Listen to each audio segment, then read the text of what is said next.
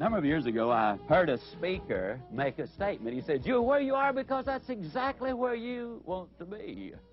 Well, you know, I reflected on that. I was a young speaker just getting started, and that sounded pretty profound to me. Sounded wise, and, you know, obviously I want to sound wise if I ever have a chance to. So I went around saying, "You're where you are because that's exactly where you want to be." Then one night I was in Birmingham, Alabama. I was on my way to Meridian, Mississippi. Had to be there early the next morning. The roads were under repair, and I stopped at a service station to get directions.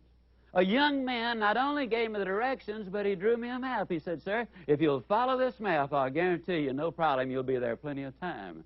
Well, I followed the directions exactly as he had given them to me, and an hour later, I was 45 miles further from Meridian than I had been when I got the directions. Now, I was not there because that's where I wanted to be. I was tired and sleepy. I wanted to be in bed. I was there because some dude had given me the wrong directions. May I suggest that if you're broke, if you're in debt, if you're despondent, if you're having trouble getting along with people, if you are having difficulties of one kind or another, I honestly do not believe that you're there because that is where you want to be. I believe there's a very good chance that you are there because over a period of time you have heard and listened, by that I mean followed, the wrong directions. Now, don't get too comfortable with that thought because I'm quickly going to pull the rug out from under you. Somebody else might have had a hand in where you are at the moment, but where you go from here is going to be left entirely up to you. So don't get comfortable with that thought. See, the basic problem is a lot of people have the same difficulty that apparently I had. Now, I can relate to those of you who might be broke and in debt, because at age 45, though I had been earning money since I was 8 years old, though I'd been contributing to my family since I was 14 years old, though I'd been out and completely on my own since I was 17 years old. That's a lot of years of working.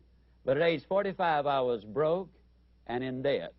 And as to where I was going was a mystery. My career was not exactly in high gear.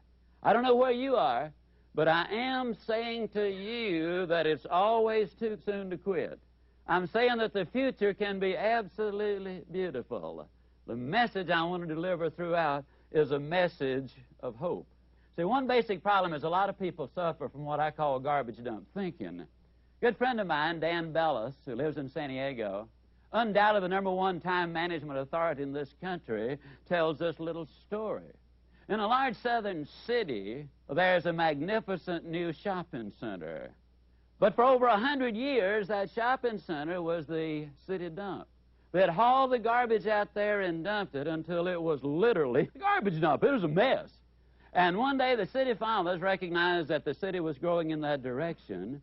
They persuaded the builders, when they excavated dirt for their buildings, to take that good, clean fill dirt and haul it out and dump it on the garbage dump. Several years, tens of thousands of loads were dumped on the old garbage dump, and they kept packing it down. Finally, one day, the engineer said, "Hey, the foundation is ready. Let's build us a shopping center." And they did. But that shopping center is built on garbage, literally. See, I don't care how many people have dumped garbage in your life over a period of time. I don't care how many have told you you cannot do this or you have no future. I'm here to tell you that, yes, you do have a future. We can bury that old garbage, regardless of what your lot